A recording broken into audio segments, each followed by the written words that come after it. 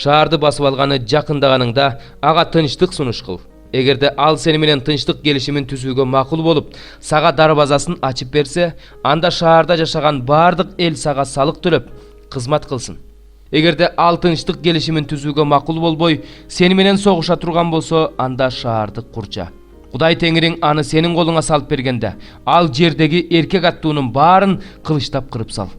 Кудай Теңириң колуңа салып берген душманыңдын шаарындагы аялдарды, балдарды, малды, болгон дүнүйөсүн алып пайдалан. Ал элдерге караштуу эмес, сенден өтө алыс жайгашкан шаарларды да так ушундай кыл.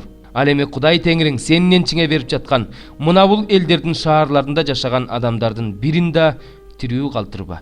Кудай Теңириң буйругандай, хеттиктерди, аморлуктарды, канаандыктарды, перездиктерди, хибиликтерди, жебустуктарды кырып сал.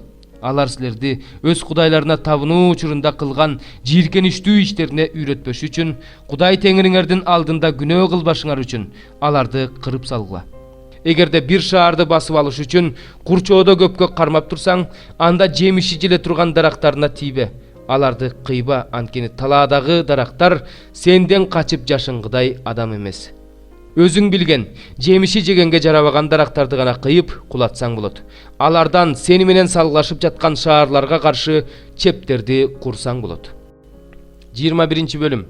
Эгерде Кудай Теңириң энчиңе берип жаткан жерде талаадан ким өлтүргөнү белгисиз адам табылса, анда аксакалдар менен башкаруучулар барып, өлтүрүлгөн кишинин тегерегиндеги шаарларга чейинки аралыкты өлчөп чыгышсын. Өлтүрүлгөн кишиге жакын жайгашкан шаардын аксакалдары мойнуна моюнтурук салына элек жумушка чегиле элек кунаажынды алып келишсин. Ал шаардын аксакалдары ал кунаажынды айдалбаган, үрөөн себилбеген ээн талаага жетелеп барып, ошол жерде союшсун. Ал жерге Лебинин ыйык кызмат кылуучу уулдары келишсин. Өлтүрүлгөн кишиге жакын жайгашкан шаардын бардык аксакалдары талаада союлган, мойну сындырылган кунаажындын үстүнө колдорун жуушсун. Анан мындай деп жарыяларсың: бул канды биздин колубуз төккөн жок, жана биздин көзүбүз көргөн жок. Теңир, өзүң куткарып алган Исраил элиңди тазала. Айыпсыз бирөөнүн канын өз элиңе Исраилдин мойнуна жүктөбө. Ошондо алар төгүлгөн кандын кунунан кутулушат. Теңирдин алдында ак ниет жана адилет болгон келсе, айыпсыздын канын өзүңдөн ушундай кылып жуушуң керек.